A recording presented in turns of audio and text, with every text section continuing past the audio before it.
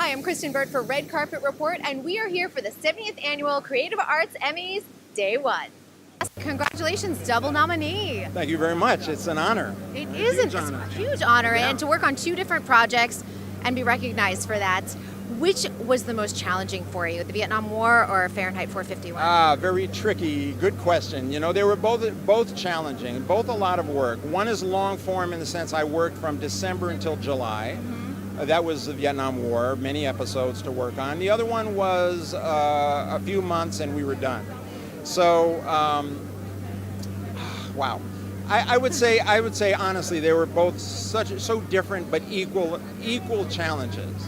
Fahrenheit 451, we were given a huge assignment. Our director, Ramin Barani, really detail-oriented, really into sound. So he was sort of right there with me every step of the way, and I would play things back for him. And, you know, we would do a lot of work. He'd give me a lot more notes, go back, you know, do those notes, come back.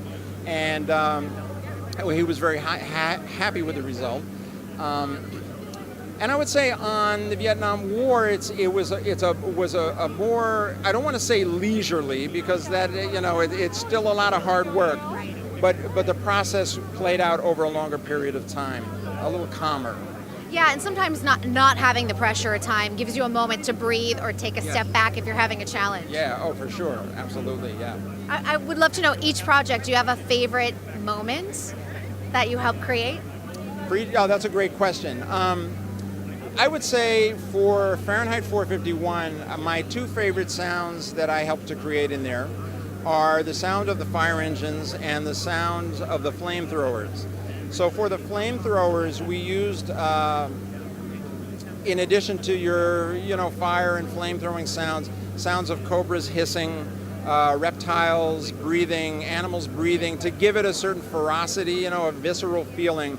And then for the fire engines, we did the similar thing, because we were taking conventional fire engine sounds, and you look at the fire engines in the film, and they kind of look like the fire engines today. And that was kind of the idea. It was to take this almost retro aesthetic that's there in the film and give it a futuristic quality at the same time. So for the fire engines, I used some turbines, some jet turbines in there, along with your sounds, along with some growls, some animal growls, to come up with a beefy, kind of futuristic yet retro sound at the same time. Oh, I love that. It sounds very rich. Yeah. Someone had compared it to the steampunk aesthetic. Oh, yeah. So, you know, that may be a sonic version of that. I kind of like that. That's a great sort of comparison. How do you top yourself? What are you working on next? What I'm working on right now is Escape at Dannemora. It's a Showtime mini-series. Ben Stiller's directing that, and it's a narrative project based on the real-life prison break that occurred in upstate New York. 2 inmates escaped it with the aid of a woman who was... She was, sleeping with both of them. Yeah. I'll answer it. Exactly. And the acting is amazing. Benicio del Toro and Paul Dano are the convicts. And Patricia Arquette, who put on 40 pounds for the role, does an amazing job as the woman. And it's an interesting, it's very richly shot, amazingly acted. It has a kind of gritty realism, you know, so my work in documentary and everything just kind of helps. I worked on The Wrestler. I think of that movie while I'm working on Escape at Dannemora.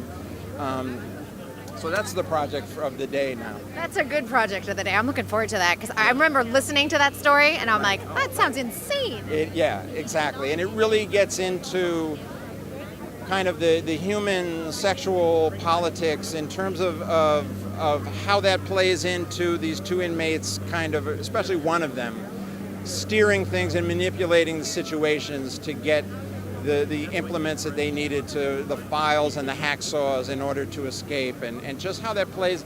They really get into that on a kind of deeply interpersonal, emotional level. Yeah, on a human level, and you can get yourself into situations that you think would never be possible. Yeah, exactly. Well, congratulations. Wishing you the best on both of the nominations tonight. Thanks, I appreciate it. Thank you.